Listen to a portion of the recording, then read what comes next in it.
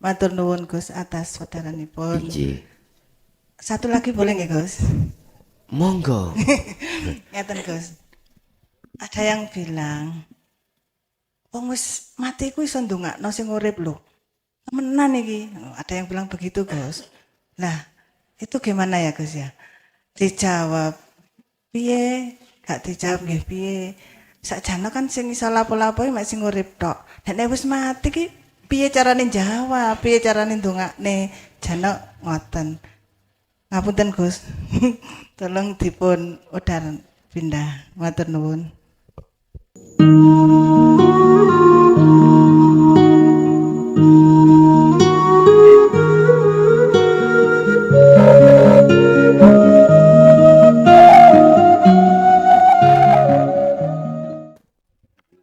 Assalamualaikum warahmatullahi wabarakatuh. Nama saya Suprianto dari Blimbing, Gus. Saya mau tanya, Gus. Apakah dzikir Sirul Asor khusus untuk orang Islam saja? Itu saja, Gus, yang saya tanyakan. Wassalamualaikum warahmatullahi wabarakatuh. Waalaikumsalam warahmatullahi wabarakatuh. Apakah zikir sirul asrar yang tidak terucap yang muncul dari la ilaha illa anta subhanaka inni kuntu minadz zalimin yang tertuang dari surat Al-Anbiya ayat 87, apakah hanya umat Islam? Sing tak takokno kembali. Islam secara syariah, jasmani apa rohani? Iku kembalinya pada pertanyaan dari pertanyaan Anda. Istilah ulang tahun iki hanya untuk aku? Gak mungkin. Mesti semuanya manfaatnya untuk semua. Oleh bocoran nih gua situ. Matur suwun. Semua apa yang telah terlibat di situ semata-mata kita untuk apa? Ke depan tambah baik ruhaniah kita pada Allah. Hanya seperti itu ya. Nggih matur suwun. Bukan perkaranya kita terlambat, enggak ada. Allah terlambat itu enggak ada. Nek cara bahasa syariat sih tanggal 23 kemarin, sekarang tanggal 7. Enggak, syariat lah. Hakikatnya enggak. Enggak ada bedanya malam dengan siang, pagi, siang, sore, malam enggak ada bedanya. Aina matuwalu fasamma wajhullah, dimanapun kau berada, bangadep ngidul, bangadep ngetan, bangadep mendukur, niku ada Allah bos. Kalau jawaban saya dari sisi syariat, syariat itu ya jasmani. Di luar Islam yang nggak mengenal sirul asrar, nggak mengenal la ilaha illa anta, nggak mengenal. Oke. Tapi saya lebih fokus menjawabnya itu dari sisi hakikat. Karena dari sisi hakikat inilah yang di situ tidak hanya untuk umat Islam jasmani saja. Enggak. Jasmaniahmu bukan Islam pun untuk Anda.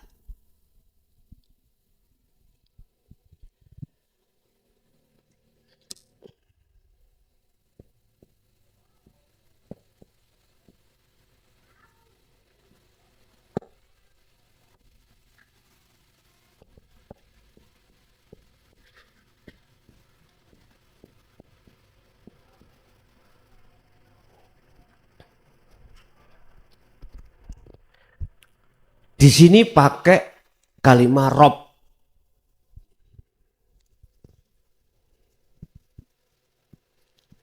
Kalimat Rob. Rob itu artinya adalah umum. Tuhan. Islam nyebutnya Allah. Selain Islam, tentunya bukan Allah sebutannya. Bisa diterima, Pak? Oke, itu nama. Ada ayat lagi mengatakan tentang takwa. Ittaqullaha. Takwa siro Allah ing Allah. Sebab Allah itu yang menciptakanmu. Oh, kok ittaqu rabbakumul ladzi khalaqakum. Ittaqu rabbakumul ladzi. Rabb pasti pakai Rabb.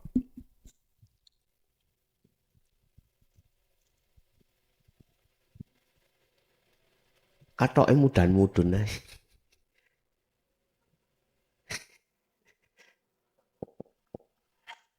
Oh, sabuan, Pak.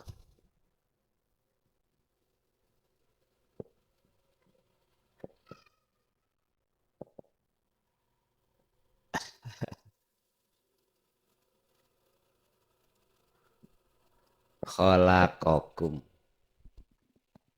Pakai Rob.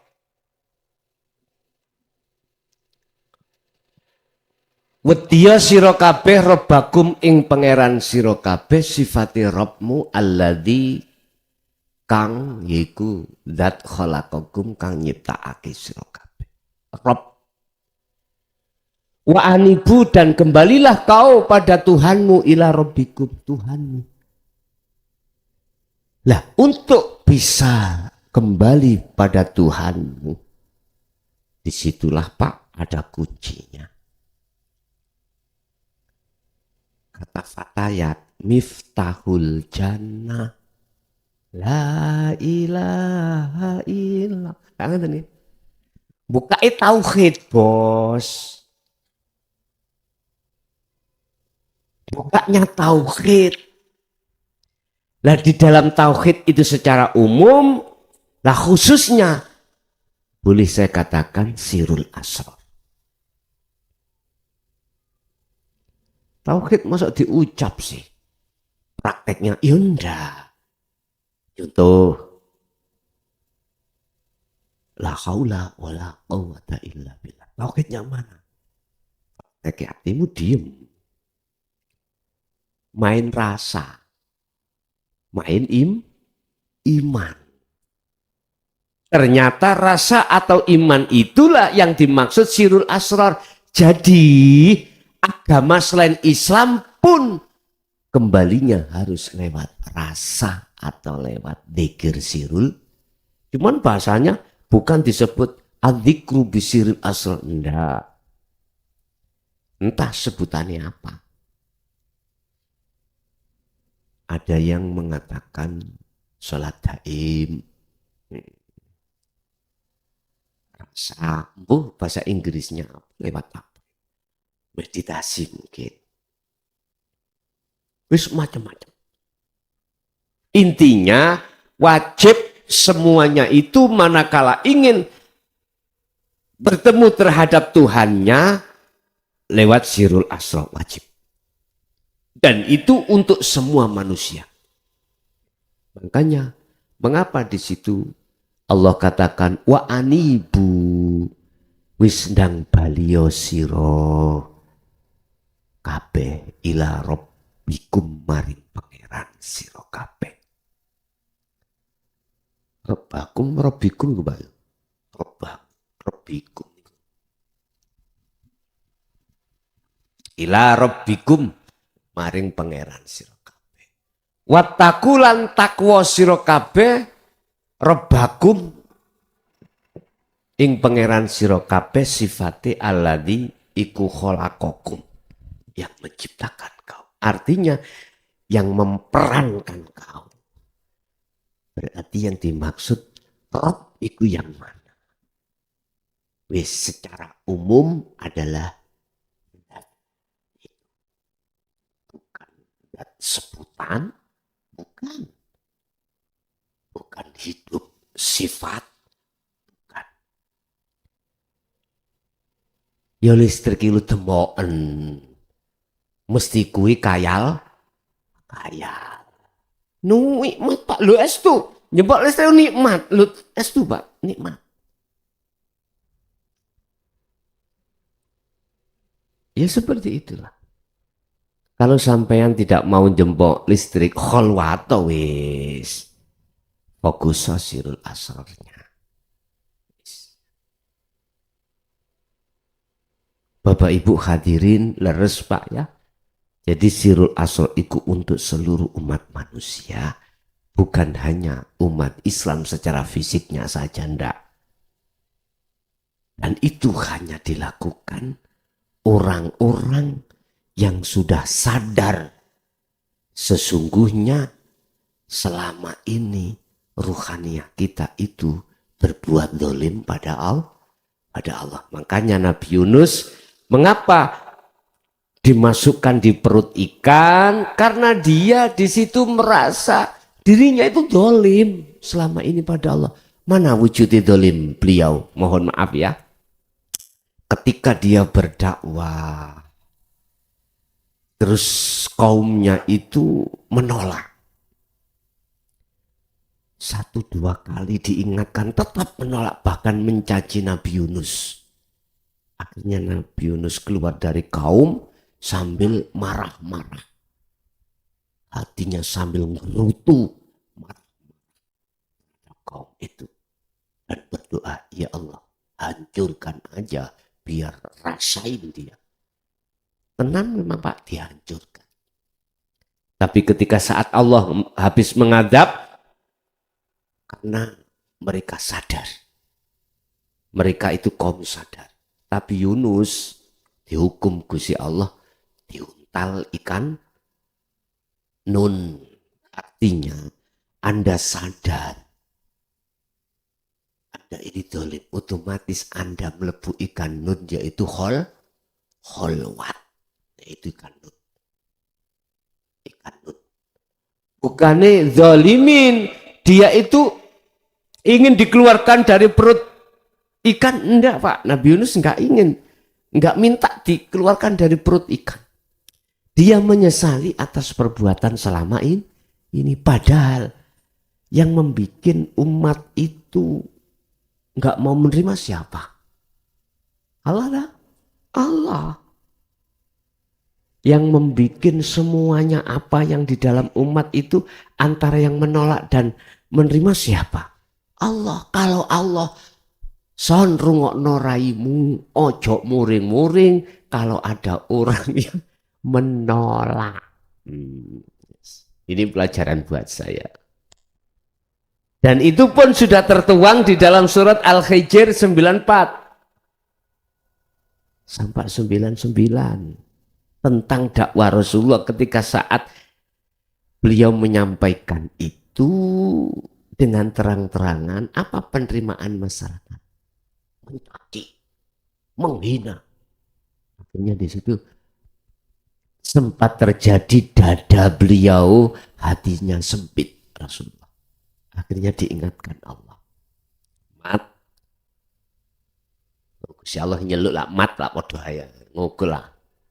Mat, ojo bersedih kau. Yang membuat seperti itu saya. Dia menolak ya karena saya. Dia menerima juga karena saya. Artinya saya yang mengendaki. Cuman mengapa saya mengendaki satu sisi mereka menolak, satu sisi mereka menerima. Itu menunjukkan keadilanku. Karena mereka sami'na wa asoina wa sami'na wa atokna. Ngoten bos, ngoten. Bahasa sederhananya ya. Begitu ya Allah. Oke, lanjut. Akhirnya Rasulullah tanya Muhammad, ya Allah sampai kapan saya memegang zikir ini? Dijawab oleh Allah 99 itu. Mboten mek 40 dina 40 wengi ya. Iku pembelajaranmu. Asline ndugi mati. Begitu, Pak. Nggak bisa. Terus kita itu sampai kapanpun harus berkhulwat. Sampai kapanpun harus berzikir. Artinya seberat apapun itu kalau sudah kita laksanakan dengan terus menerus jadi ringan, terbiasa. Paham ya? Jadi kesimpulannya Sirul Asrar dzikir meditasi tanpa ucapan, tanpa lafaz, tanpa nama, itu semua umat manusia yang fungsinya adalah kembali kepada Tuhannya. Wa anibu dan podo balio sira kabeh rabbikum ila rabbikum maring pangeran sira kabeh. Wa aslimu lahu min qabli ayyatiyakumul adzab. Jangan pernah kembalimu itu setelah kematian. Nih, ada lagi. Assalamualaikum warahmatullahi wabarakatuh. Waalaikumsalam warahmatullahi. Niki mangke nyuwun pendapat mawon Gus nggih. Niki perjalanan salik menuju usul dhateng Allah. Ketika berjuhud baik dikala ramai maupun sepi, kemudian mata basirohnya itu, mata basariahnya diklikkan ke mata basiroh, merasakan kosong, tapi merasakan itulah hidup. Tapi masih belum, istilahnya ada cahaya putih belum, tetap gelap, tapi mengimani bahwa kosong itu adalah Allah atau hidup yang memenuhi ruang dan waktu. Menika pripun Gus? Nggih, kula akhiri. Wassalamualaikum warahmatullahi wabarakatuh. Waalaikumsalam warahmatullahi wabarakatuh. Allah ketika memproses hambanya untuk sampai pada liqa, di situ ada gelap, ada terang, ada gelap, ada terang. Dan itu sudah benar, Bu. Yang penting jenengan terus wala tayasu fi roihillah. Jangan pernah kau berputus asa dalam rangka menyongsong rahmat Allah. Yang kami maksud rahmat itu adalah status liqa, bertemu Allah. Allah pun di dalam gelap, Allah pun di dalam terang. Dengan gelap itulah akan jadi indah pada malam hari ini, lintang bintang-bintang akan jadi indah. Dan nyata, sebab di dalam kegelapan inilah akan nyata, terang benderang, nyatanya lintang. Tapi ketika siang hari bukan berarti lintang itu tidak menyala, tetap menyala. Tapi tidak kelihatan dengan indah karena ada terangnya matahari. Jadi gelapnya menjadi indah, bukan gelapnya kita menjadi tidak mengerti. Artinya, tatkala jenengan itu tadi mendapatkan satu ruangan yang gelap, bentuk dari keindahan di situ dalam hati jenengan mempunyai satu keimanan, di dalam kekosongan itu juga Allah. Di dalam kegelapan itu ada kosong, kosong itulah Allah. Dan ini memangnya diterjadikan terhadap siapapun tatkala Allah memproses si salik menuju kewusulan pada Allah. Tetapi ingat ya, untuk menyempurnakan seseorang itu dikatakan profesional. Awalnya itu tidak profesional. Oleh karena dia itu terus-menerus melakukan apa yang menjadikan keahliannya, maka disebut profesional. Jangan dianggap profesional itu datangnya bim salabim. Ndak. Saya ja'alullahu ba'da usri yusra. Ingatlah, profesional kesempurnaan itu awal datangnya itu dari tidak sempurna. Oleh karena kita tidak putus asa, maka akan terjadi kesempurnaan. Lagi, orang yang tidak tahu tempat ini Karangploso, pertama mencari tempat ini ya tersesat, kesasar. Dan itu tidak salah. Enggak salah. Teruskan tersesatmu. Nanti akan ketemu kebenaran. Tanya sana. Mana Karangploso masjid apa? Jalan masjid. Nah, tanya. Pertama ketemu orang yang tidak tahu. Duko ya bu, mau semerak kula. Ya wis, gak putus asa tanya. Akhirnya ketemu do. Berarti kebenaran itu akan kita dapatkan setelah kita berulang kali melakukan kesalahan. Nggak salah, itu benar sudah. Menurut bahasa satu sisi, tersesatmu itu tidak salah dengan catatan kau tidak akan berputus asa. Kalau sampai putus asa balik mana sampai kapanpun ya nggak sampai. Itu juga apa ini? Tersesat, gak apa-apa. Tapi jangan berhenti, cari terus. Akhirnya ketemulah. Kalau dipikir-pikir, saya sholat itu kan lillahi ta'ala. Kok di hati masih ada? Kenapa pahala ya? Karena surga. Tapi pikir-pikir, masa Allah itu surga? Masa sih yang namanya pahala itu Allah? Wah, gak mungkin lah. Itu berarti berkembang terus. Akhirnya mencari. Oh, gitu ketemu. Sama jenengan dulu ya mantan orang tersesat. Itulah yang ku maksud, selamatkanlah domba-domba yang tersesat. Orang domba-domba norek. Sifat. Wah, sifat kita adalah ulaika kal an'am balhum adol. Quran loh itu. Loh, iya. Kita yang belum kenal Allah, belum makrifat Allah, sifat kita itu seperti hayawan. Sik lutung ya domba kena dibeleh. Lah umpama garangan. Hah? Nah, itu loh ya.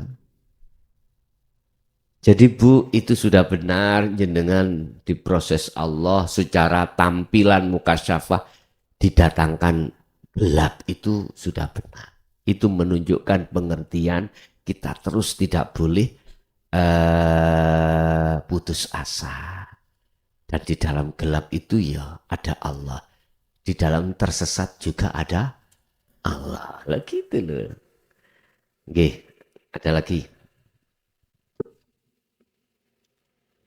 Ngapunten Gus, malih niki pertanyaan masalah mendoakan orang tua yang sudah meninggal. Ketika kita sudah berada di sini, yang saya yakin sudah menerima dinul haq, niku pripun nggih carane nopo tetep menyebut almarhum orang tua kita, kemudian ya yang pasti yang kalau yang di sini sudah meyakini yang baca Fatihah adalah dia sendiri dan yang kita kirimi Fatihah adalah dia sendiri. Napa ngoten Gus? Niku terserah mawon. Saged ngoten, saged syariat dijadikan hakikat. Secara syariat tetap sampean sebut kados kula wau nyebut nama-nama ini. Kan syariate. Ini kata, ojo syariate ditendang, disalahke orang syariat. Tapi tak jadikan hakikat. Mereka nggak tahu. Sing penting coro kiriman nyampe tutup panggonan. Tapi anak syariate harus tahu tempatnya yang dikirim. Sampeyan ngirim kalau alamate. Endi ya iki? Boleh jenengan memakai yang sistem kados jenengan, boleh yang memakai sistem secara syariat tetap kita itu membaca khususon ila bla bla bla bla bla Al-Fatihah. Tapi ruhaniyah sampean lepas dari semua makhluk. Itu yang ku maksud tajalli, ngoten lho niki. Sehingga sampean wau sampean rumusno sing dikirimi yo dirinya, yang ngirimi yo dirinya, dan lain sebagainya dirinya. Lah cepet nggih wong dirinya, mboten kesana-sana. Dirinya. Dirinya sendiri. Boleh seperti itu, monggo. Tanpa menyebut nama-nama. Sebab sebelumnya kan sudah ada sejo karep sampean si asib bisi cilakan dah. Adik diulangi wocong ini gak usah ya gak apa-apa. Tapi orang iku boleh ngarani sampean ngantuk. Diundang tahlil ning tonggo sampean teko langsung meneng cep. Jari kancane. Ngantuk gak ngantuk ya oleh akhirnya jadi fitnah. Suasana jadi fitnah. Padahal jenengan diem jenengan itu justru genah. Genah. Tahu genah ya? Nyampe. Ya. Bagaimana hukum di bawah biar enggak kisru? Ya wis. Liyane maca tiketno, ya tiketno pisan. Ben gak dianggap wong itu biar nggak dituduh orang ngantuk. Kan nggak penak engkau secara umum ya undang tahlil ngantuk tidur. Ngono kok ya gelem go berkate. Ben gak ngono. Padahal yang berjasa iki man. Mengapa orang-orang Nahdiyin itu kok ngundang tahlil dalam rangka entah itu 1000-nya mbah, 100-nya bapak, itu kok tidak hanya orang dua? Tonggo kiwa tengen tok wis. Kok kadang sa RT ya kan. Iku maksud sebenarnya barangkali di antara mereka itu ada walinya Gusti. Lah di situ lah. Kekasih Allah. Badai ngantuk, badai gak iso ngaji, badai apa, tetap undangan naik. Bila perlu wong embong-embong gendeng-gendeng celun kabeh. Boleh. Sebab itulah yang bisa tembus pada Allah di situ. Ini tas yang dimaksud awalatun solihun yada'ullah. Awalatan solihan yada'ullah. Awalatin solihin yada'ullah. Itu tas yang dimaksud itu. Bukan perkaranya anak kandung. Enggak. Enggak hanya anak kandung. Walat awalatun. Mengapa disebut anak itu paling dekat? Hubungan paling dekat antara orang tua dengan anak kan paling dekat Pak. Jenengan punya teman sahabat karib dekat, yaitu orang yang paling dekat. Jadi tidak hanya harus berbentuk anak secara syariat. Siapapun di situ yada'ullah yang mendoakan, yaitu yang disebut salih adalah sudah ma'rifat Allah. Paham nggih? Nggih. Ada lagi.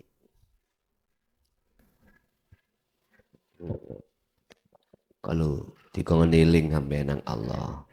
Assalamualaikum warahmatullahi wabarakatuh. Waalaikumsalam warahmatullahi Saya Anissa Iskandar Gus dari Batu. wabarakatuh. Mau tanya. Ngeten Gus.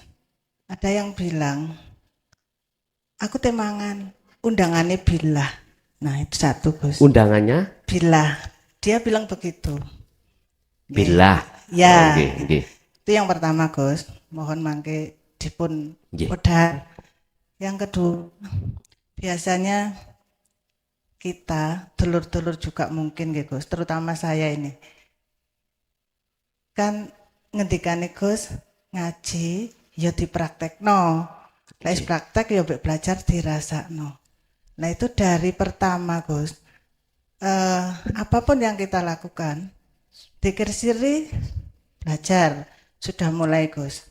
Kemudian sirul asrornya apapun yang kita kerjakan, mau tangan, mau melihat, mau berbicara, mau apapun itu sudahlah, itu punyanya Allah saja. Kita nggak ikut, nggak usah diakoni.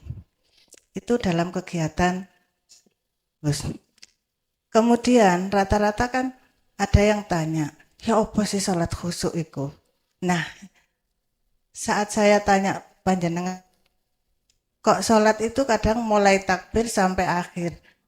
Sudah ikut, wis iki kabeh penggaweane Allah dhewe. Tapi pada saat mulai takbir, mulai rakaat pertama dan seterusnya, biasanya lep, nah itu mulai sudah Gus. Ono ae gitu. Nah, nanti balik-baliknya lagi Gus. Pas tahiyat baru. Nah, ya kan? Nggak saya saja Gus, ternyata dulur-dulur juga sama. Terus gini Gus, begitu dari rakaat pertama sampai akhir balik. Nanti pas tahiyat itu gini Gus, at-tahiyatu sudah mulai itu baru asyhadu alla ilaha illallah. Gus, itu di mulut, di bibir kita kan bacanya la ilaha illallah. Nah, pola hati itu la ilaha illa ana. Nah, kemudian pada saat yang kedua wa asyhadu anna Muhammadar Rasulullah. Itu dulu saya nggak ngerti Gus. Nah, Muhammad ini kan Muhammad bin Abdullah itu kan nggak pernah tahu ngendikannya Gus. Iya. Sopo ya opo kan cuma nama. Iya. Selawat terus tapi nggak tahu. Iya. Nah, pada saat tahiyat itu Muhammad Rasulullah yang bersyahadat itu tadi la ilaha illallah lah rasa Gus ya. Ngapun nanti mohon diinikan. Itu Allah dewe sing nyekseni ra ono pangeran kejaba Allah ya Allah dewe. Nggih. Olah rasa Gus ya. Kemudian wa asyhadu anna Muhammadar Rasulullah ya sing nyekseni Muhammad utusane Allah ya Allah dewe. Itu gitu Gus. Nggih. Nah, dan saya nggak pernah merasakan yang namanya gelap terang seperti itu tadi. Sing ana ya wis padang ae, enteng ae. Terus gimana itu Gus ngapunten. Nggih. Dan saya itu selalu bertanya-tanya, ya apa ya ditaskehno ya apa maneh ki salat iki sing bener iku piye? Piye? Nah, itu Gus. Dan Nggih. kebetulan hari ini bisa bertatap langsung dengan panjenengan, matur nuwun alhamdulillah. Gitu aja Gus. Nggih. Assalamualaikum warahmatullahi wabarakatuh. Waalaikumsalam warahmatullahi wabarakatuh. Seluruh apa yang tertampil di dalam aktivitas kita, ya, itu adalah undangan betul. Makan lewat lapar lah, akhirnya dalam hati ada keinginan untuk makan. Berarti lapar itu adalah bentuk Allah memanggil, undangan. Temui Allah di waktu makan. Berarti kita harus ngetrapke maksud daripada la haula wala quwata illa billah. Termasuk kita ngetrapke wa inna ilaihi raji'un. Yang intinya di situ ada nafi isbat atau tahali tajalli atau penafian keakuan hamba dan penetapan keakuan Allah yang disebut anak. Di situ. Tapi lantas jangan dibawa ke luar apa yang sebenarnya di dalam. Gusti Allah mangan. Jangan ya. Gusti Allah mangan.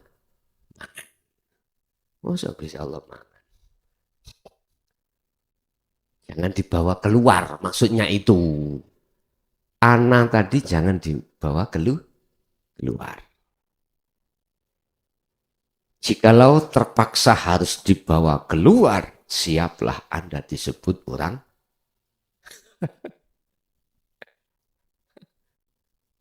Padahal Anda nggak salah. Pun.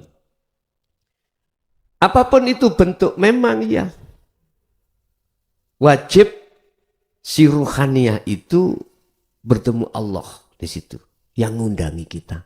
Apapun bentuk aktivitas. Saya juga begitu. Diundang Allah lewat anyes sih. Ya. Luwing ini.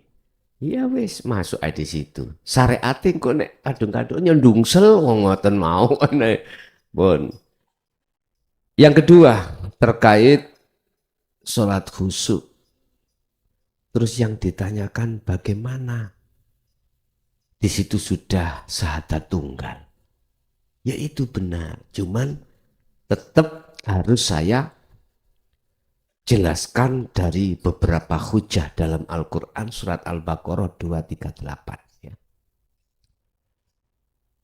Hafidhu ala sholawah wa sholatil wusta. Al-Baqarah 238. Ini caranya. Tapi apa syarahnya itu luas banget ayat ini.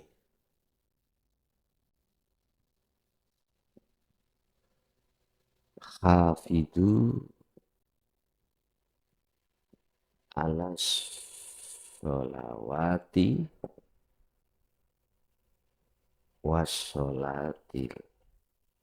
wassolatil wusta. Dua momen ini Pak.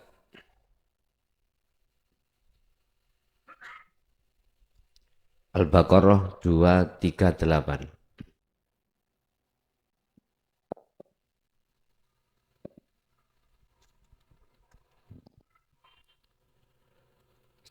Jagalah.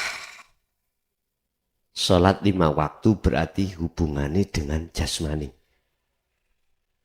Wassolatil wusta, sholati ruhaniyah.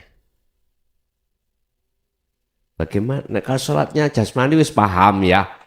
Ngadeg rukuk sujud lungguh beres. Dikawiti takbir dipungkasi salam.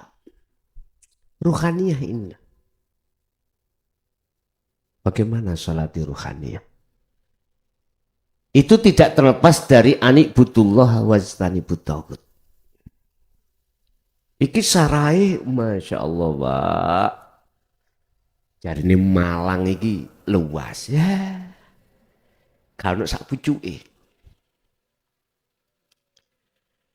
Wassolatil wusta ini tidak saya terjemahkan secara muhakamah. Kalau muhakamah sarai itu di dalam tafsir itu sholat asar. Wusta itu tengah asar. Ada yang berpendapat ulama sholat asar.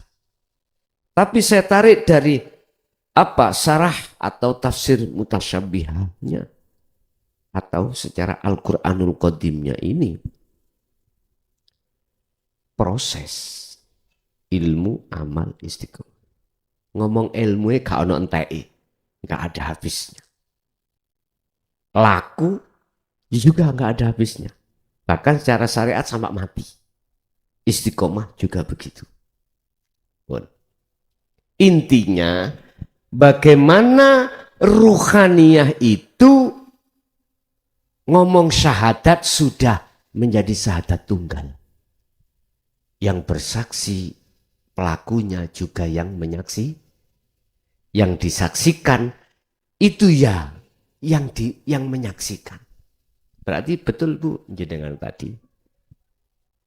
Sing bersaksi Allah, yang menyaksikan juga Allah. Mana hujahnya? Mana dasarnya kalau yang melihat Allah itu Allah? Oke. Allah disebut Khaliq, sifatnya wujud. Ya. Kita disebut makhluk, sifat wajib makhluk adab alias tidak wujud. Oleh karena berlakunya hukum syariat dunia inilah masuk dalam sistem kita makhluk wujud sebab diwujudkan yang wujud, yaitu Allah atau Rob, Tuhan. Asal kita kan nggak ada toh Pak. Adanya kita sebab diadakan yang ada, yaitu Allah. Oleh karena kita masih merasa ada sebab diadakan yang ada inilah akan menutupi dirimu, tidak akan pernah kenal dan tahu siapa yang sebenarnya yang ada. Tidak akan bisa. Karena kita masih merasa ada. Walaupun adanya kita diadakan oleh yang ada, manakala dalam diri kita masih merasa ada, inilah akan menutupi dirimu sendiri terhadap kebenaran yang ada tadi. Oleh sebab itu, jikalau kau disebut sudah nyata yang ada sebenarnya, kembalilah ke asal. Asal kita tidak ada. Ketika saat kita sudah dikatakan wa inna ilaihi rajiun, kembali ke asal kita tidak ada, maka di situ nyatalah yang ada. Pertanyaannya, apa mungkin perkara yang tidak ada bisa melihat bersaksi yang ada? Nggak mungkin. Sebab yang bisa melihat yang ada itu yang ada sendiri. Inilah sebagai bukti dalil hujah syahadat tunggal itu di sini. Mengapa harus ada syahadata ini? Nah gitu toh. Dari hukum syariat. Itu karena proses syariat kita untuk sampai ke makrifat. Makanya dalam pembelajaran syahadat hakikat syahadat ini kan gini. Mengapa ketika asyhadu itu nggak boleh berhenti la ilaha? Harus sampai pada itu artinya. Hatimu, ruhaniyahmu itu harus sampai pada itu. Pada Allah. Bukan Allah yang kita sebut-sebut waktu di syariat, bukan. Lewat apa? Mata hatimu yang disebut rasa atau iman itu. Mengimani, merasakan hanya hidup itu. Yang dimaksud illallah. Di dalam objek apapun, aspek apapun. Hatimu harus condong di situ.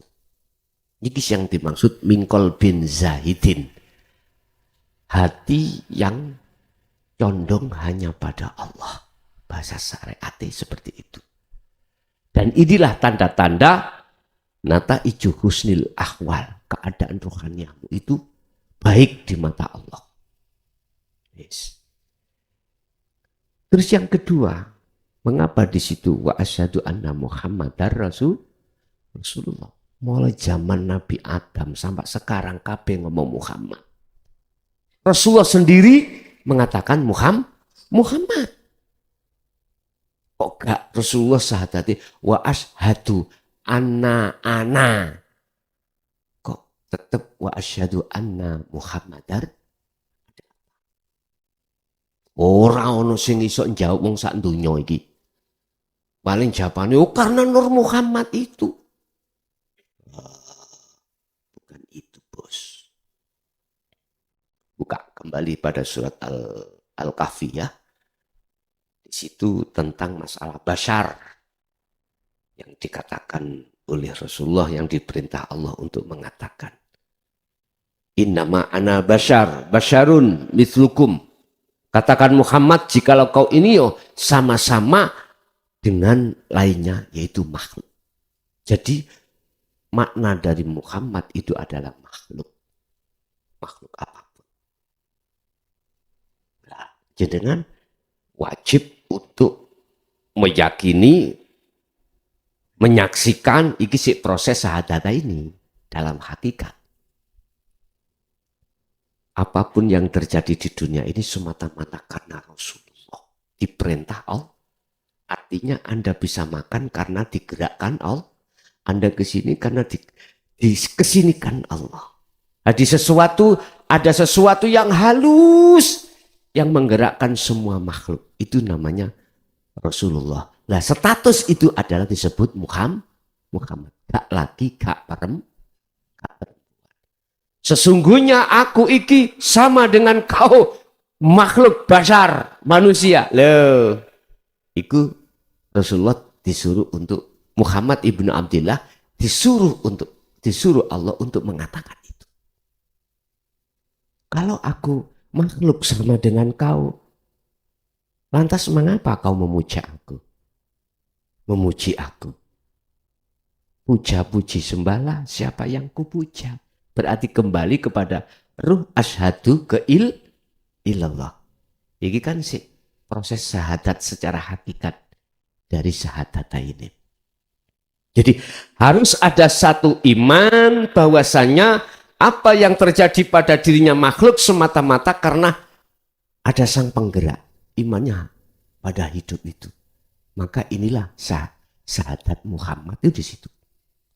Jadi seluruh apapun makhluk itu bisanya koordinasi, bisanya dia itu bersosialisasi, bisanya apapun itu semata-mata karena Rasulullah. Artinya diperintah Allah, dikongkon Allah.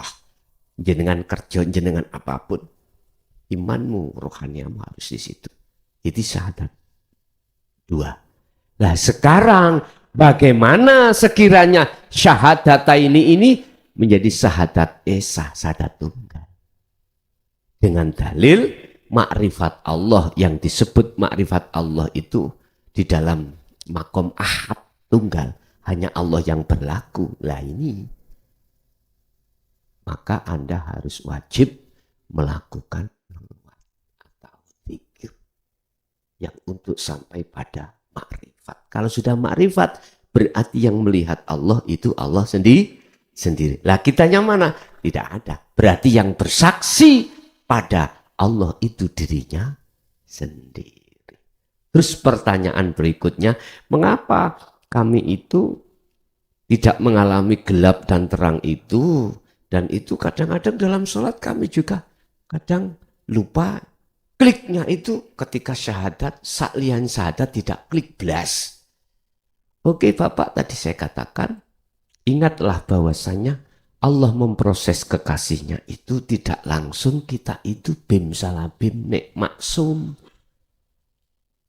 Gak bim salabim nang bakok. Kita itu dimasukkan di mahfud dulu. Di dalam mahfud ada fana dan kamil. Setitik klike pada Allah makrifate. Yang dikamil kata makrifate daripada tidak. Kalau sudah dimaksum bakok ya sudah. Diemmu, berbicaramu, pendengaranmu, penglihatanmu, tidurmu, terjagamu, ya udah 1 detik pun tidak bisa untuk lepas.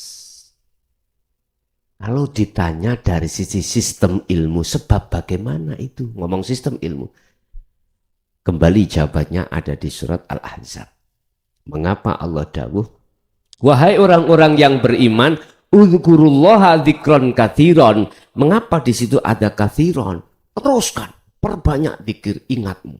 Itu semata-mata untuk itu tadi meningkatkan proses kelas dari kita fana ke kamil, kamil ke bako. Itu secara sistem memang alasannya seperti itu.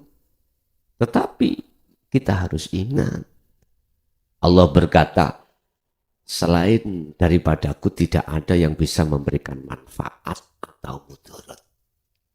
Bukan karena ketekunanmu beristiqomah, enggak, semata-mata karena rahmatku. Jaizkulah kau tak pindah dari satu kelas ke kelas berikutnya dan sampai kelas bakok. Begitu. Yang terpenting kita sebagai pelaku si salik itu apa? Proses perjalanan Anda untuk bertemu Allah, jagalah tali itu dengan semampu dirimu. Tali yang kumaksud adalah zikir. Begitu Bu ya. Jadi Bu, perkara gelap petang itu dalam jalur kasaf dan itu tidak menjadi tujuan kita dan nggak penting, dan itu juga penting. Artinya Allah menghendaki satu A seperti itu urusan Allah. Si B tidak mengalami gelap dan terang. Ya karepe Allah, yang penting enjoy, nyaman. Benar sudah. Inggih. Ada lagi. Berarti apa? Berarti wassolatil wusta iki harus dilakukan. Ruh itu harus juga melakukan sholat. Di tengah-tengah jasmani melakukan sholat 5 waktu. Sering saya kasih contoh. Ketika kau berdiri, rukuk, sujud, duduk. Udah sibukkan hatimu merasakan kehadiran hidup dalam dirimu yang menggerakkan ini. Mudah saja. Ngomong.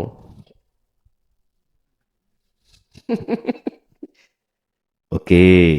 Monggo silakan barangkali yang ada lagi. Matur nuwun Gus atas saudaranipun. Iji. Satu lagi boleh nggak Gus? Monggo. Ngeten Gus. Ada yang bilang, wong wis mati ku iso ndongakno sing urip lho.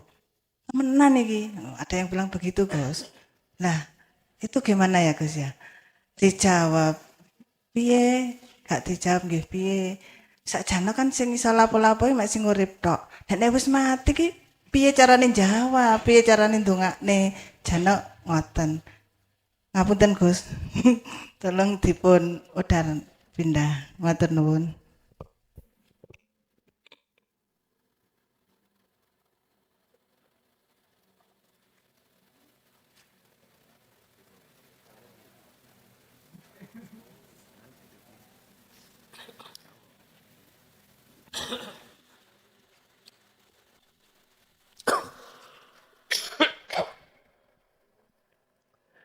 Nek sing wis mati iku wis tau mati, betul Bu. Bisa. Waktu di dunia sudah mengalami satu kematian. Betul itu. Kalau yang mati itu belum pernah ngalami mati sak jroning urip, nggak bisa.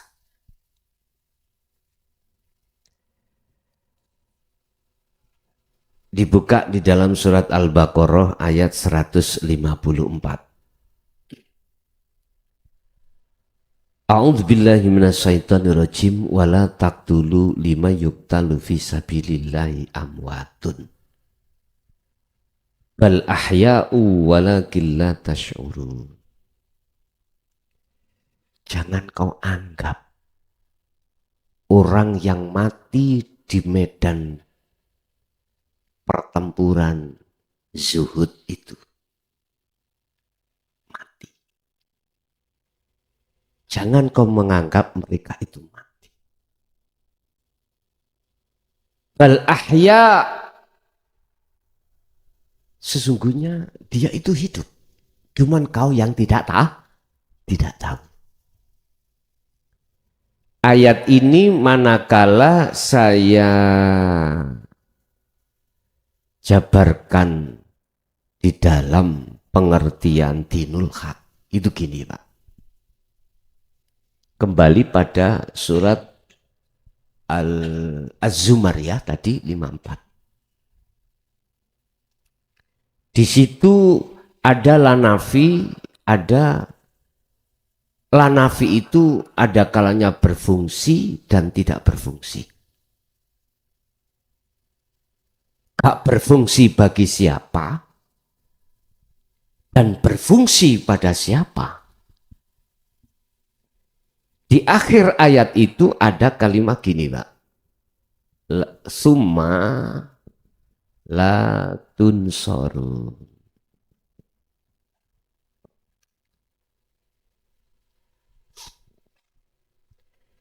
Jikalau kau kembalimu setelah mati, berarti waktu di dunia nggak pernah ngalami mati sak jerone urip. Maka kau tidak akan mendapatkan pertolongan. Inilah yang sering saya katakan, orang ini dimasukkan alam barzakh. Wa min waraihim barzakhun ila yaumi yub'atsun. Dia tidak bisa keluar ke dunia, ke akhirat pun. Dia nanti akan menunggu sampai waktu dibangkitkan. Barzakh itu adalah dinding gedung tinggi. Gedung yang gelap, yang tertutup, tidak akan pernah bisa keluar. Makanya jenengan ojo percaya ambek lagu ben malam Jumat lah. Mulai kabeh ya. Gak iso. Yang khusus ada di alam barzakh, nggak bisa. Kecuali Pak dapat sifat jaiznya Allah, iki nggak tak bahas. Udah. Tapi miturut ayat surat Al-Baqarah tadi, jangan kau pernah menganggap orang yang mati di medan peperangan atau di medan zuhud dia mati, itu mati. Enggak. Bal ahya. Bahkan dia itu sebetulnya hidup. Cuman la tash'urun, Anda tidak mengerti. Inilah Pak Bu, seseorang yang sebelum mati sudah rohnya itu ngalami kematian. Yang kumaksud kematian di sini sudah tidak merasa dirinya akunya hamba yang segala-galanya, balik di dalam dirinya keakuan Allah atas segala-galanya, hidup tadi. Kalau seperti itu, maka ketika dia meninggal secara syar'i, lah ini nggak fungsi, Bu. Wis dihapus saya. Tapi ini tak hapus ya, syariat keliru, Pak.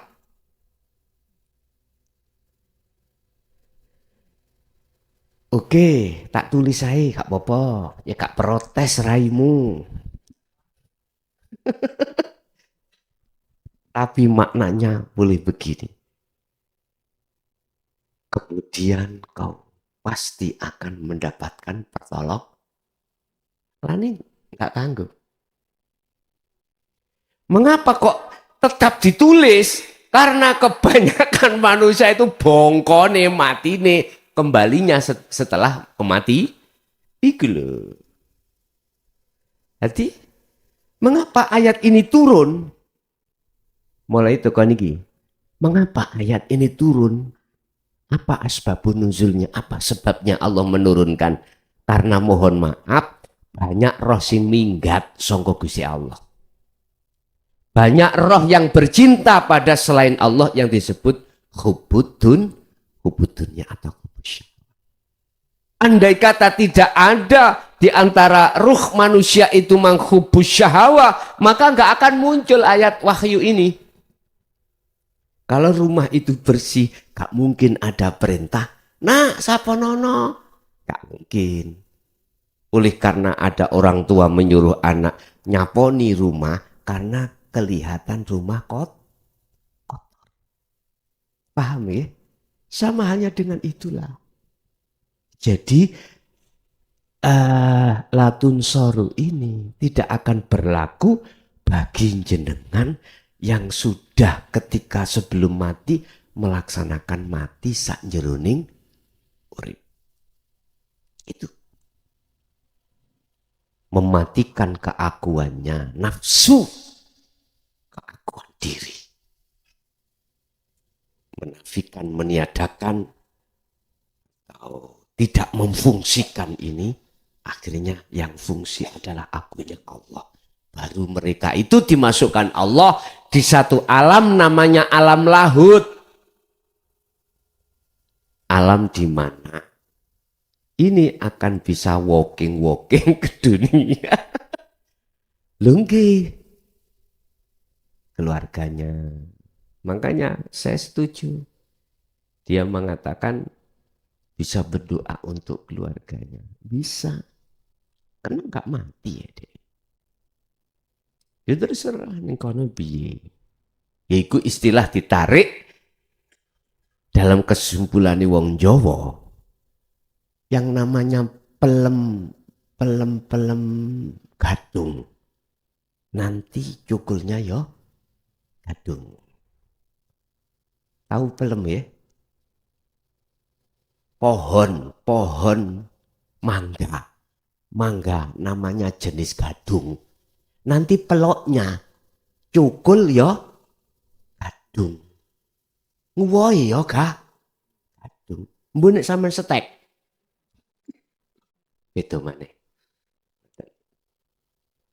Wong Jawa ngarani woh iku rutuh gak adoh saka wite.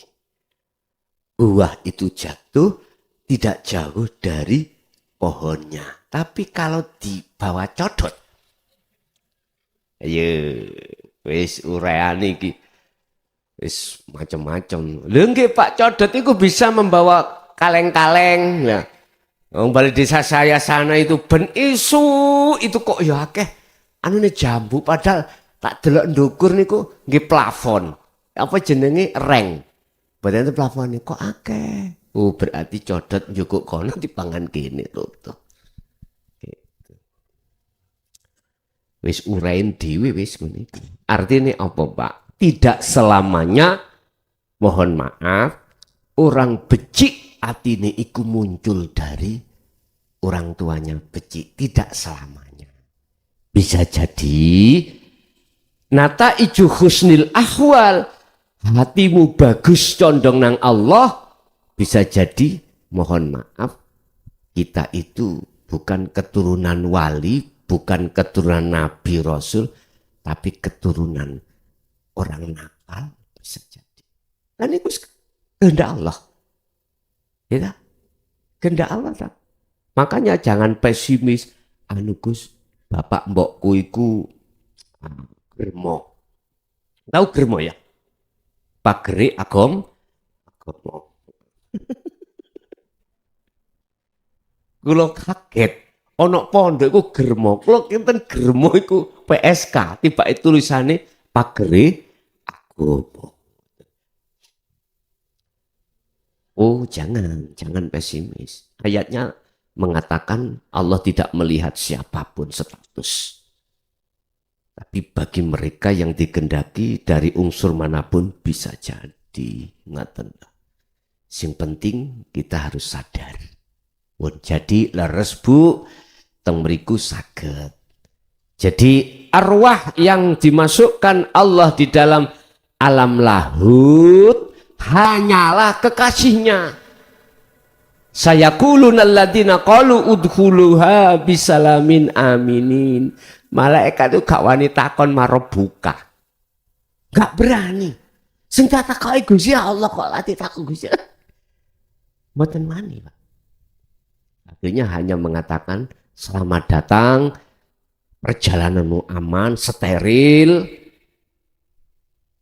Monggo, lewat pundi Anda masuk, tempatmu sudah disediakan. Nek gak percaya ndang mateo.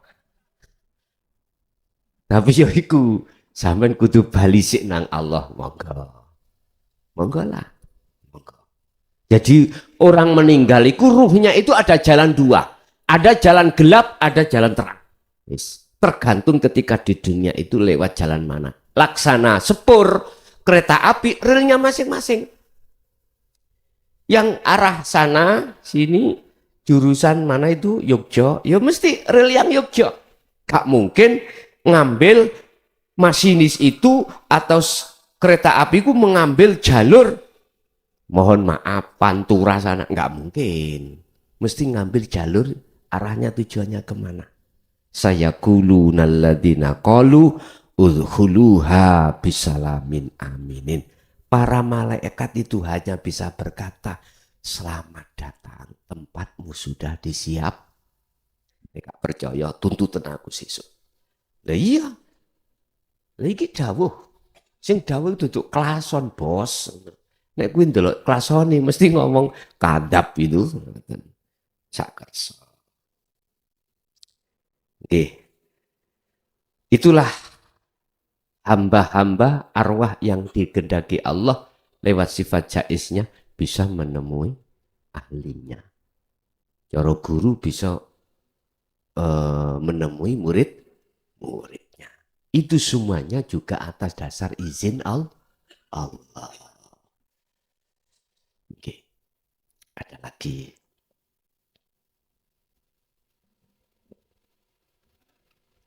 Yang di forum cukup? Ada lagi?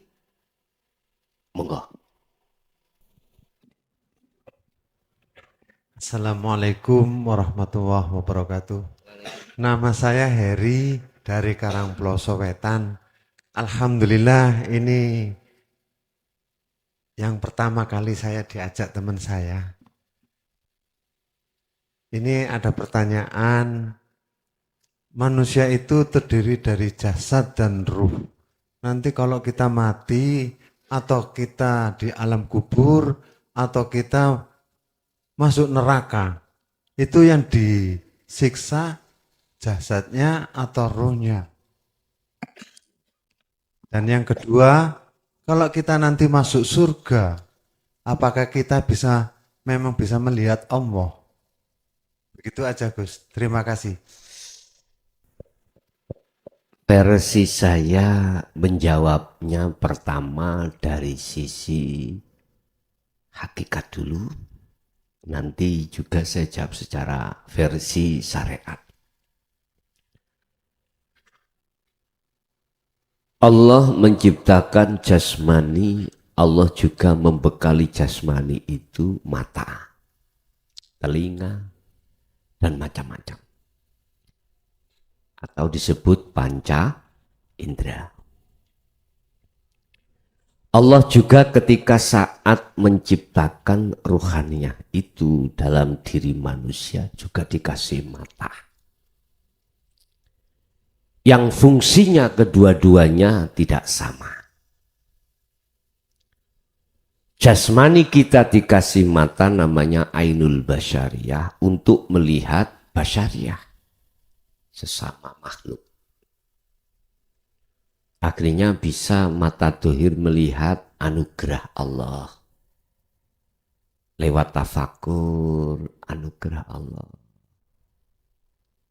Udah. Tapi ketahuilah juga mata ruhaniyah yang lebih sering kita namakan mata hati. Itu juga Allah kasih mata itu untuk bersaksi melihat Allah. Tapi kebanyakan kita manusia, mata hati kita untuk melihat selain Allah.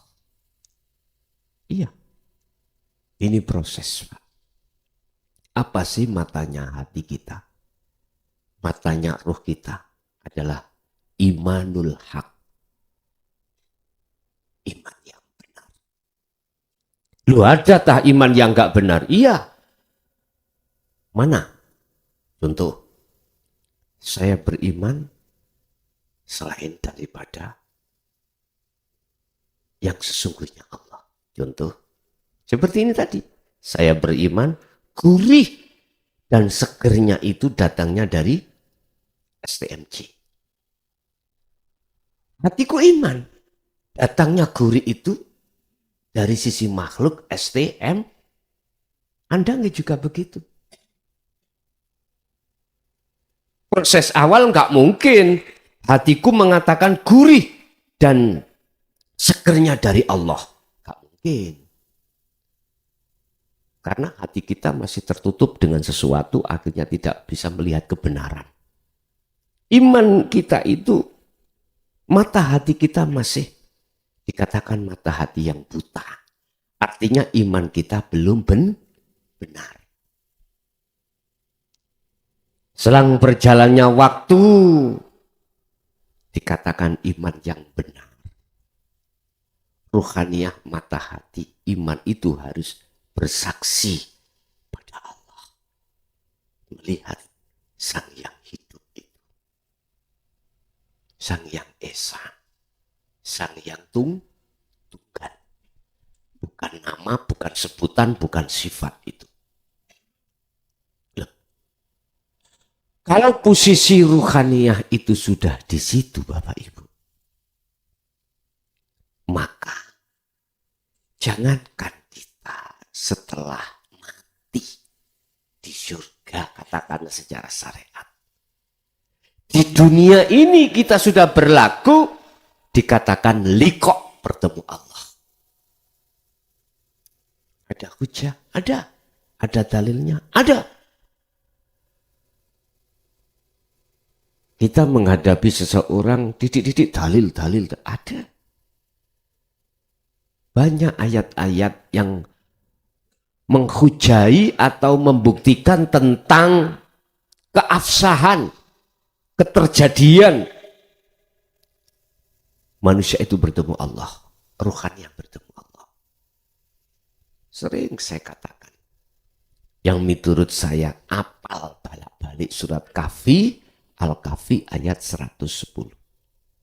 Barang siapa yang ingin bertemu Robnya, Tuhannya, wa man kana yarju liqa'a rabbi yafal ya'mal amalan shalihah.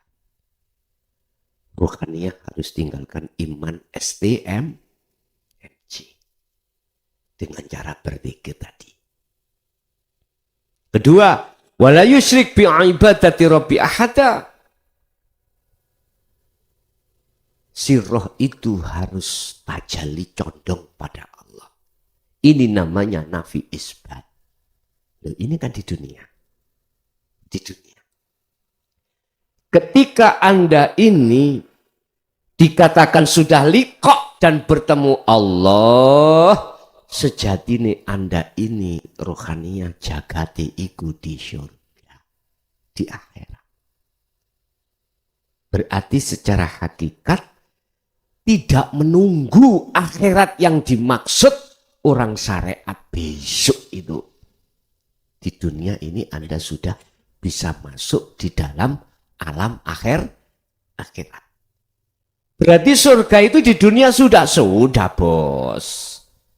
Hakikat loh, bukan syariat loh ya. Mbun salah paham.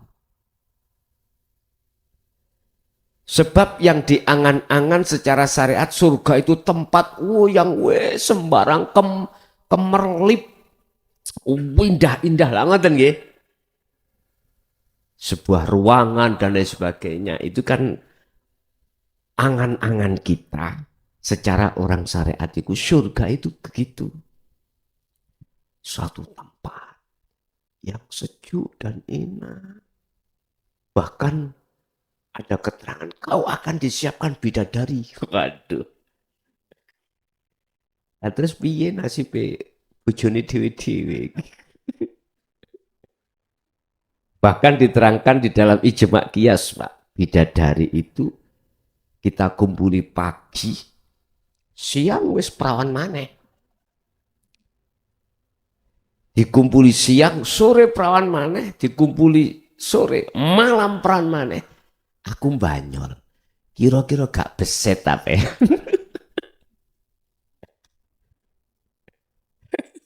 Ini guyon ya, masa guyon. Udahlah, aku tidak kata.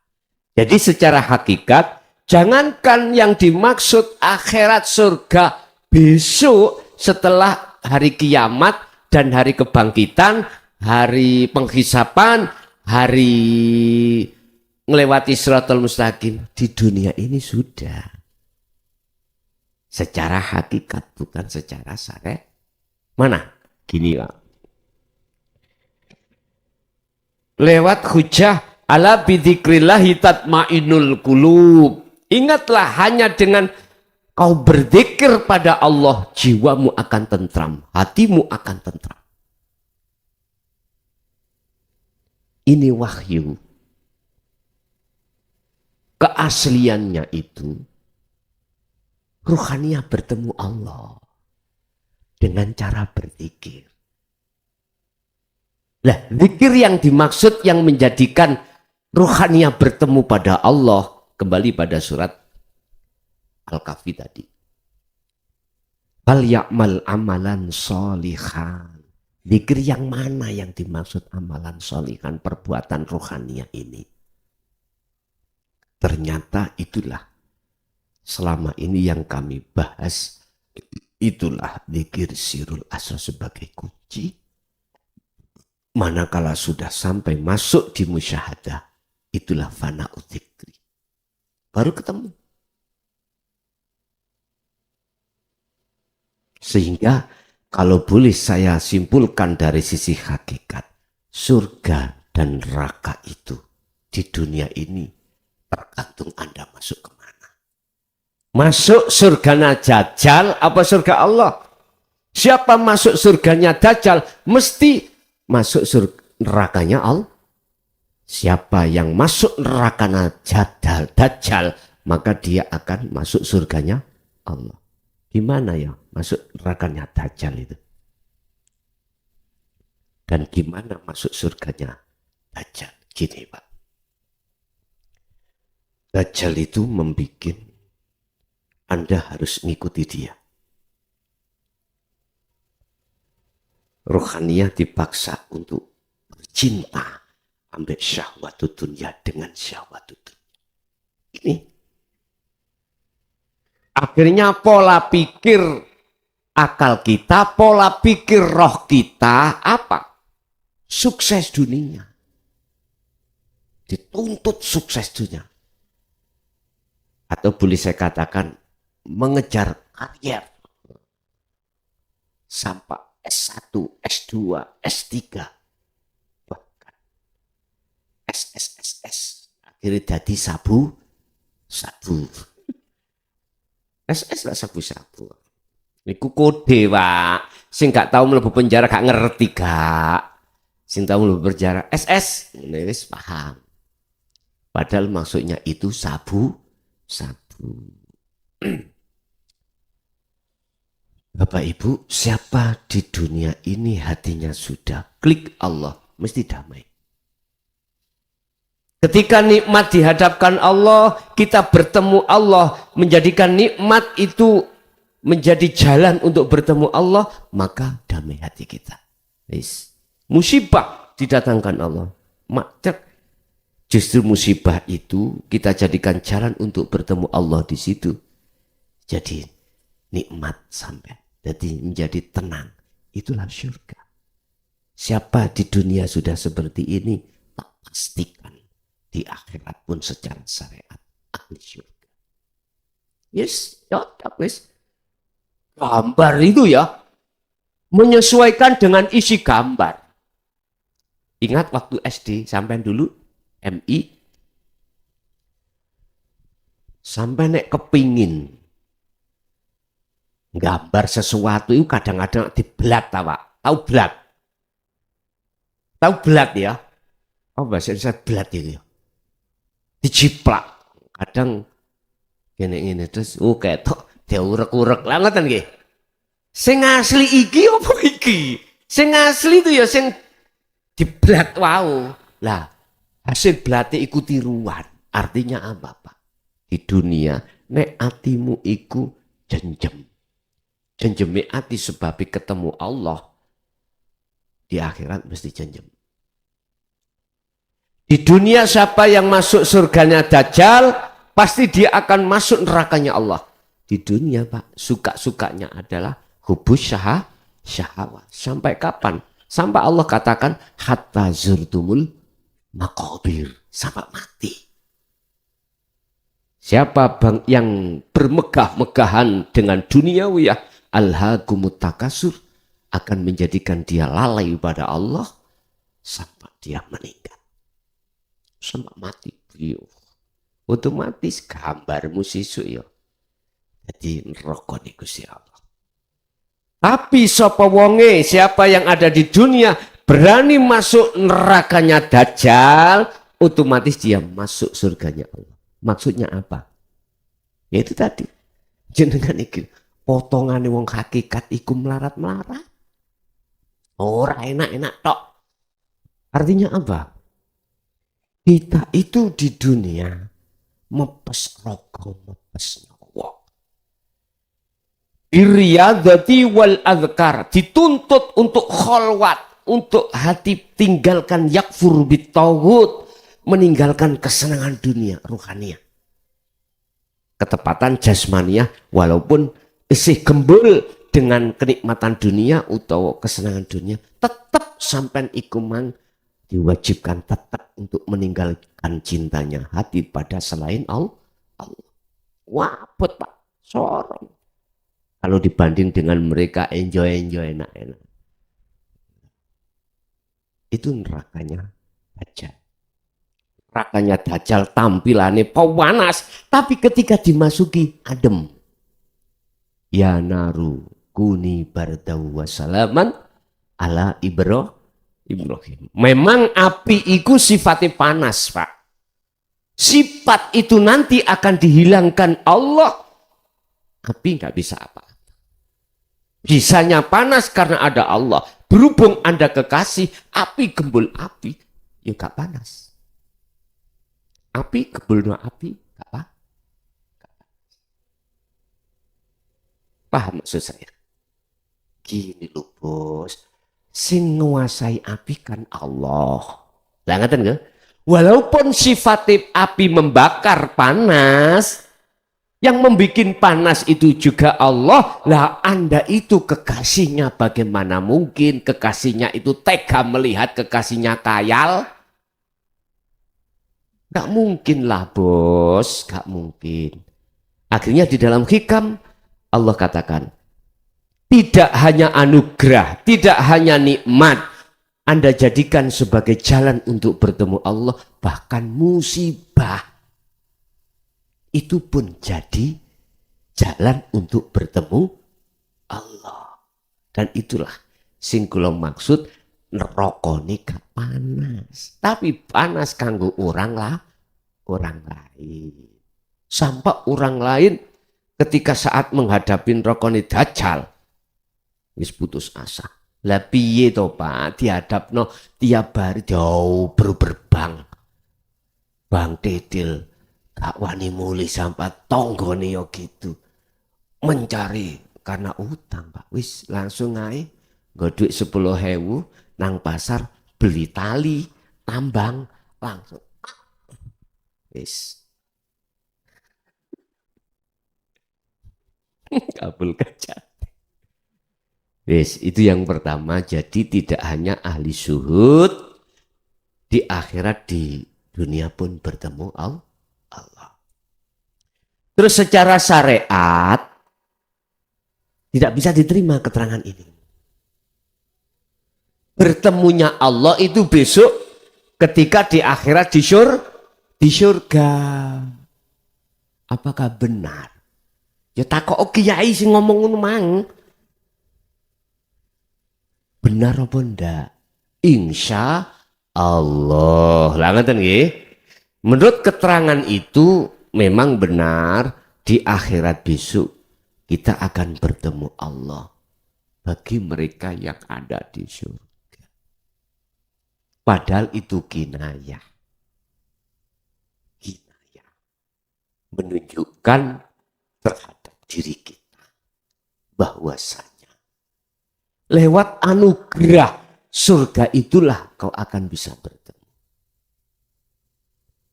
Surga itu anugerah. Lewat anugerah itulah kau bisa bertemu berhubung angan-angan kita.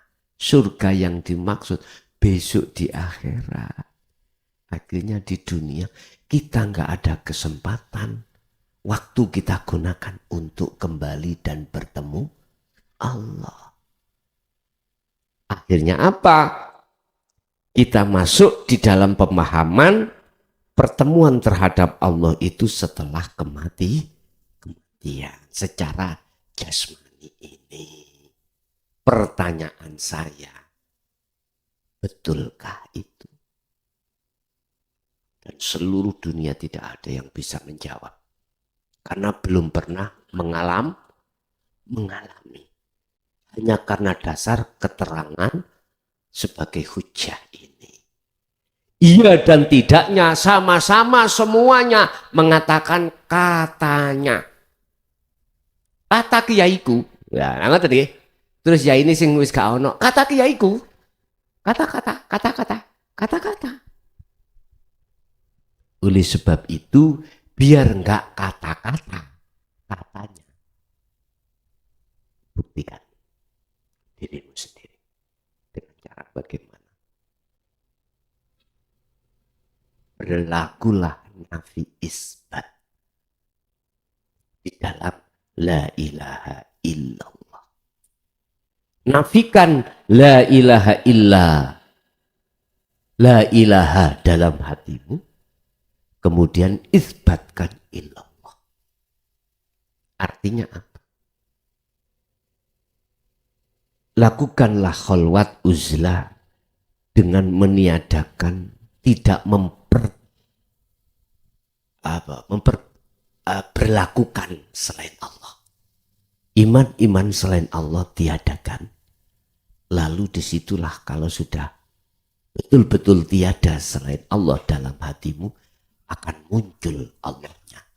Baru Anda akan bisa dikatakan telah membuktikan. Biar enggak katanya. Sebetulnya sederhana, Pak. Tidur kau. Wis. Tidur, minta petunjuk sebelum tidur kau pada Allah. Ya Allah, aku kepingin mati ya Allah. Ngoten mawon. Ya Allah, kula kepingin mati. Pingin tahu alam barzah itu bagaimana. Misalnya, betulkah terjadi seperti itu yang diceritakan?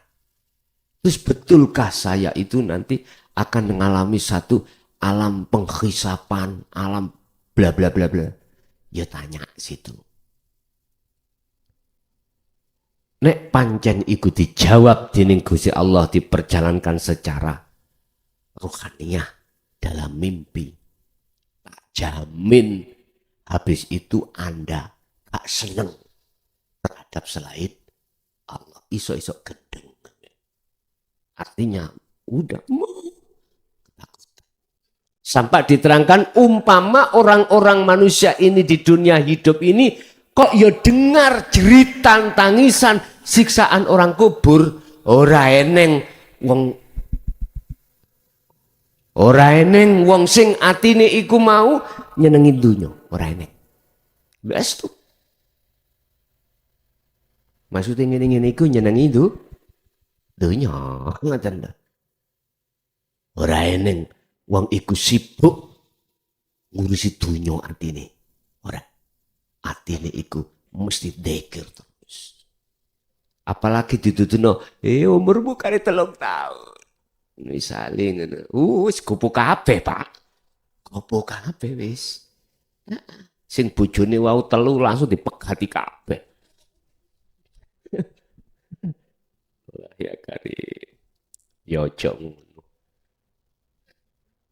Bukan pisah iku secara fisik. Pisah iku secara ruhani. Fisik sih tetep, Pak. Ruhania yang bisa. Yang tadinya ruhania cintanya pada fisik, dialih cintanya pada Allah. Di mana Allahnya? Di bojo sampean. Kan ada Allah. Lah apa bojo sampean?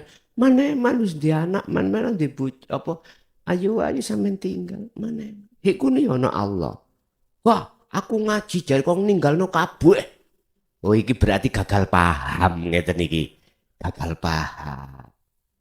Ojo, Pak. Uzlah khalwat memang artinya adalah meninggalkan selain Allah. Memang menyepikan diri dari manusia memang.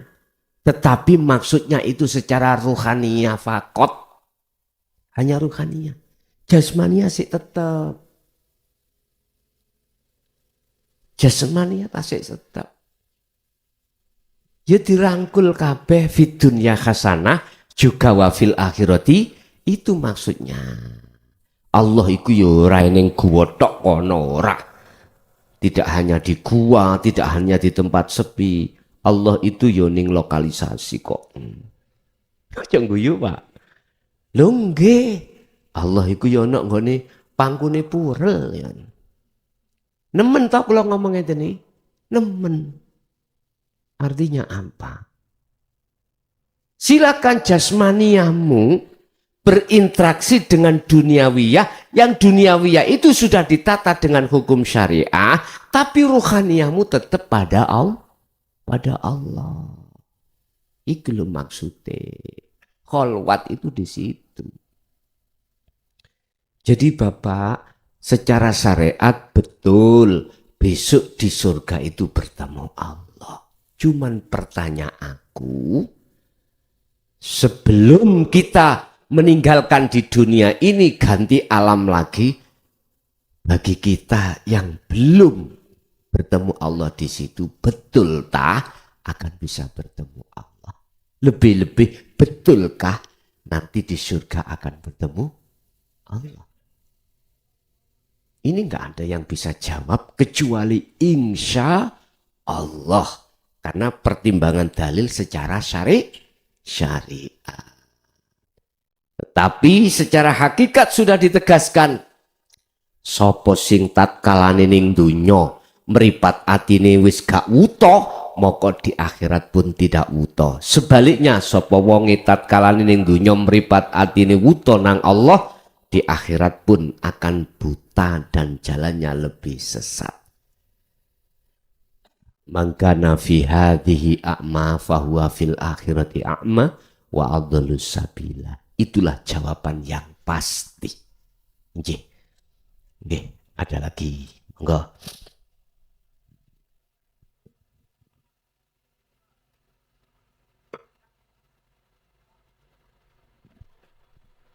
Cukup di majelis?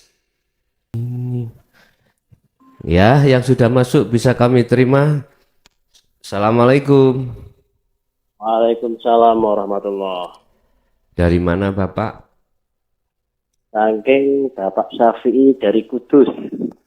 Dari Kudus, silakan Bapak yang ditanyakan. Ya. Menurut saya Pak Yai Badin Derek Perso. Kita kan sudah yakin kalau selama ini itu kan sakit datangnya dari Allah. Nikmat datangnya dari Allah. Yang secara syariat itu katanya itu ada penyakit disantet orang. Santet itu sisi ada atau tidak atau banyak. Kadang-kadang kalau sakit mesti sakitnya di berat orang atau di santet orang. Nggih. Itu banyak nggih. Nggih. Jadi penjelasanipun. Inggih. Insyaallah. Assalamualaikum warahmatullahi wabarakatuh. Waalaikumsalam warahmatullahi wabarakatuh. Apakah penyakit santet itu datangnya dari orang? Dan apakah itu ada? Nah. Ini boleh mengingatkan gue. Nggih, dibuka di dalam kitab Mambaul Hikmah. Ya. Di situ ada berbagai banyak cara untuk mengirim sesuatu pada orang. Wong kai bisanya gendeng, itu ada di situ. Dikirimlah kita lewat beberapa wirid bagaimana dia itu yang menolak cintaku akan jadi gila padaku. Ada. Kalau melihat dari satu sisi Bapak, satu sisi ya, kayaknya ya, yang ngirim itu manusia. Oke. Bentar, ada yang masuk. Kita terima. Halo. Oh, dipateni. Ini pun. Saya teruskan. Ketika saat kita itu bergaul di dunia mukasyafah, Pak, itu pasti iman kita diseret terhadap orang. Diseret oleh nafsu untuk beriman terhadap selain Allah dengan bentuk yang ngirim penyakit itu adalah manusia. Bahasa sederhana secara Jawa disebut santet. Nah gitu nggih?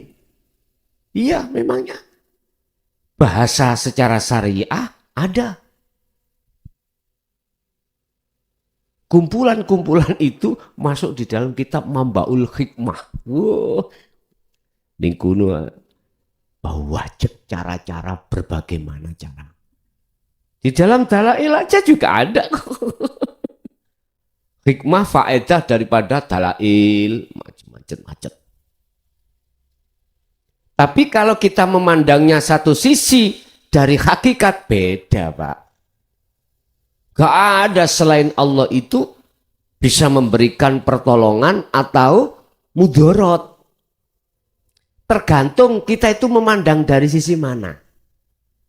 Kalau kita memandang dari sisi syariat, mesti iman kita selain Allah itu bisa memberikan manfaat dan mudorot. Akhirnya mengatakan ada. Tapi kalau kita melihatnya dari pandang sudut hakikat, mandangnya hanya pada Allah, maka tidak ada makhluk siapapun yang bisa mendatangkan mudorot atau manfaat. Berarti jawaban saya, Pak, tergantung cara kita memandang dari mana. Contoh kecil mawon. Wis dari sisi syariat mesti sampean beriman sing ngaji ki mukhlason. Makhluk toh? Oke.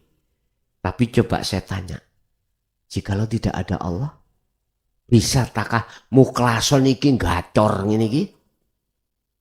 Enggak bisa. Ya tinggal kita memandang dari sisi mana.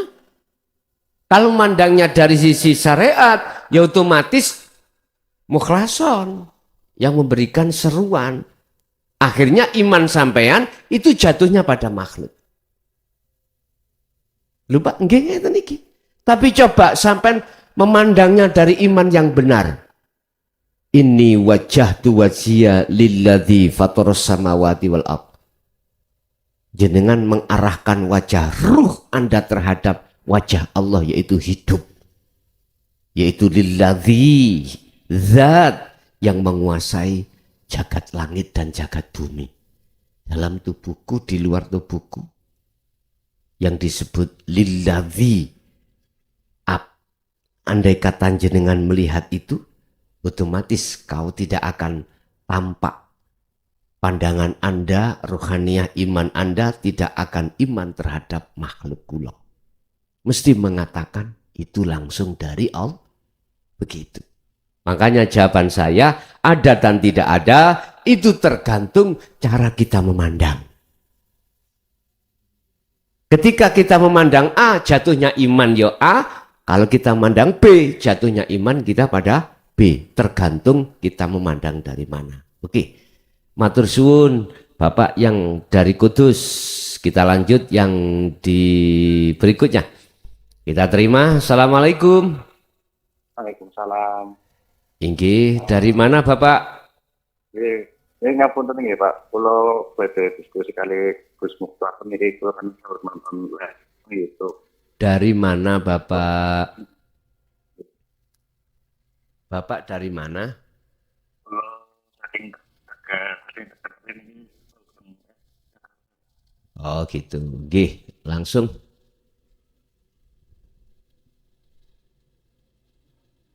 Langsung pertanyaan Bapak. Waalaikumsalam. Inggih. Langsung pertanyaan Bapak.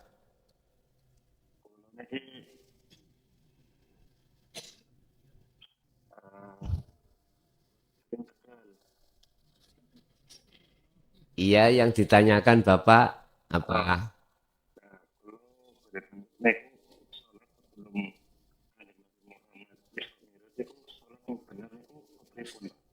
Ngoten nggih. Nggih, sampun. Halo. Halo Bapak. Kali ini aku kali kulo tolong sampaikan kali Gusti Allah supaya penyakit perilaksane kulo kuwi Oh gitu. Nggih. Sampun? Nggih pun matur Terus suwun. Pak. Assalamualaikum warahmatullahi wabarakatuh. Waalaikumsalam warahmatullahi wabarakatuh. Apa sholatnya Rasulullah sebelum Isra Mi'raj? Pengertian sholat ay ad-du'a. Bukan ad-du'a itu minta. Ad-du'a adalah bertemu kembali. Bertemu Allah. Menghadap pada Allah. Itu maksudnya sholat. Kalau yang ditanyakan apa sholatnya Rasulullah sebelum Mi'raj itu, jawabannya mudah. Apapun aktivitas secara dhahiriyah Rasulullah itu husnul a'mal. Husnul a'mal nataiju husnil ahwal. Artinya apa? Seluruh aktivitas Rasulullah secara jasmani loh, apapun. Apa makannya, apakah bahkan semuanya termasuk hajat pada karwa-karwanipun. Beliau jadikan jalan bertemu Allah. Itu sholat beliau. Apapun yang dilakukan secara jasmani yang disebut husnul a'mal, beliau itu nata ijo husnil akhwal. Buah yang muncul dari ruhaniyah itu bagus di mata Allah. Lah dikatakan bagus manakala mingkol bin zahidin, ruhaniyah itu bertemu condong pada Allah. Itu tadi saya katakan, inni wajjahtu wajhiya lilladzi fataras samawati wal ardh. Itu salat beliau. Jadi ketika umpama dia naik onta, ruhaniyah itu ya salat. Ketika beliau dahar atau ngunjuk makan, beliau hatinya juga salat. Bertemu Allah, ngoten lho bos. Apapun itu, yang itu tidak keluar dari anibudullaha wastanibut tauhid. Sebab gini, Muhammad, aku ora bakal ngutus awakmu dadi utusan ning dunya, dan atau aku ora bakal ngutus utusan sebelum awakmu ning dunya kecuali ilaihi annahu la ilaha illa ana fa'budun, nyembah aku. Aku lho bahasane iku ana. Kecuali awakmu tak kongkon menyerukan tentang ana, tentang tauhid la ilaha illa ana. Dengan begitu fa'budun, dan juga nanti menyembahnya itu bisa ke ana. Mungkin di dalam hadits qudsi Allah bersabda gini, janganlah kau sembah namaku, sifat datku, tapi sembahlah aku. Yang itu maksudnya. Artinya jenengan ini harus makrifat pada Allah dari segi apapun. Dalam setiap aktivitas apapun itu begitu. Itu cara Rasulullah sholat atau bertemu Allah seperti itu. Nah, ketika Isra Mi'raj sudah datang, akhirnya pulang membawa oleh-oleh sholat, akhirnya dikatakan as-sholatu mi'rajul mu'minin. Sholat itu bisa kau jadikan sebagai orang mukmin mi'raj, bertemu Allah. Pertanyaannya, ngunuah tak ketemu wedus. Lah saya jadi maklar kambing loh Pak. Allahu Akbar. Jelas isinya embek. Iya mak, mangkek no. 3 juta ya. Wong tak tawani 2 juta 800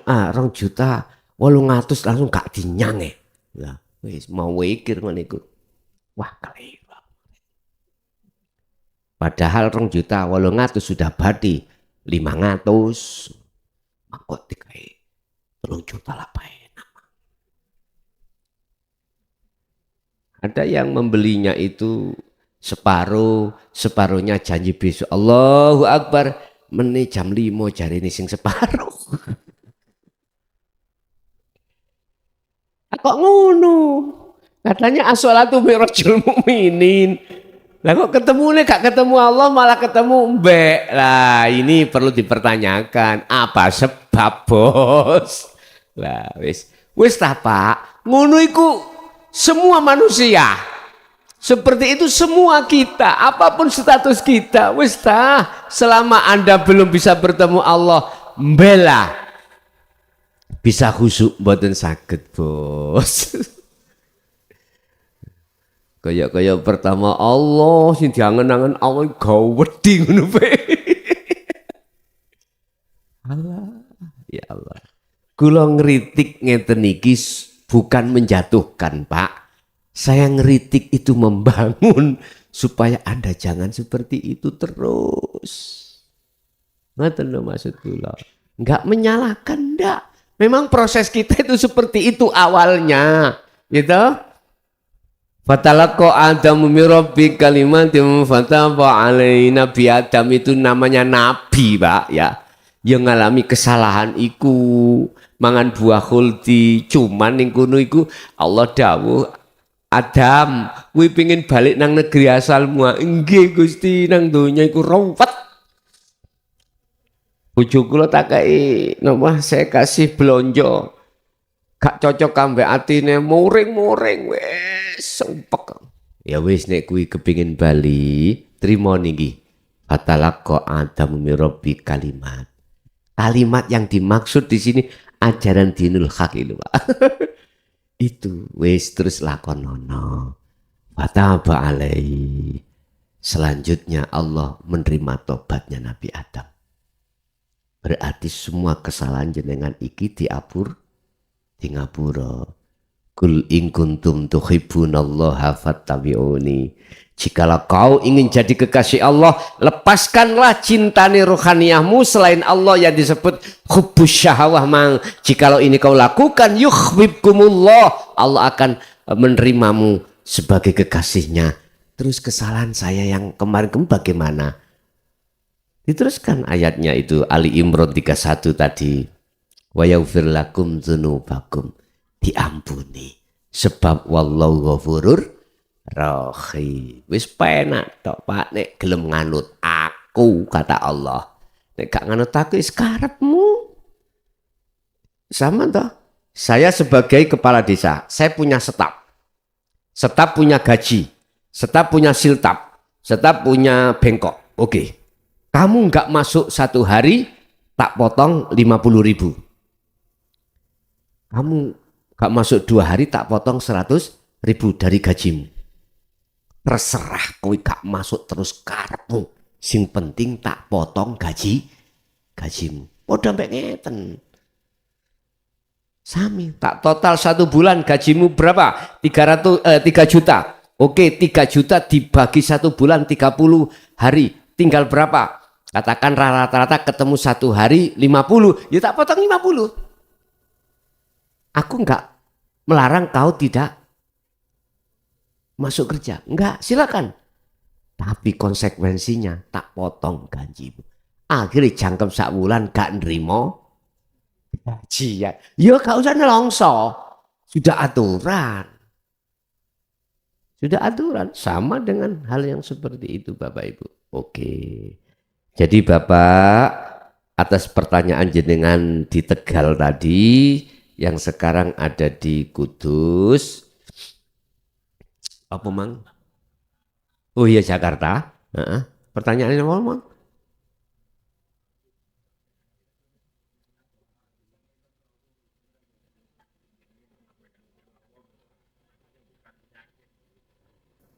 Iya gue yang nomor 2. Si nomor pertama mang lo pertanyaannya. Isra Mi'raj. Jadi tentang sholat Pak ya. Jadi saya jawab ya semua aktivitas itu. Akhirnya ditambahi lagi 5 waktu kalau sekarang. Pertanyaan aku, dalam sholat 5 waktu hatimu ingat siapa? Mbak, kalau ingat Mbak, otomatis di luar sholat aktivitas juga Mbak. Sami.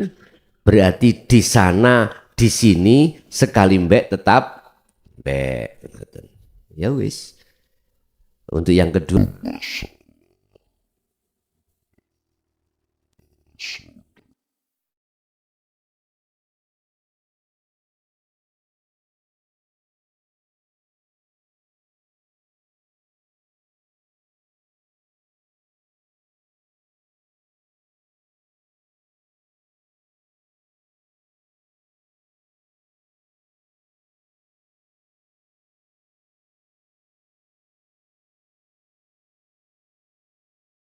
Walah sih jam 11 ini.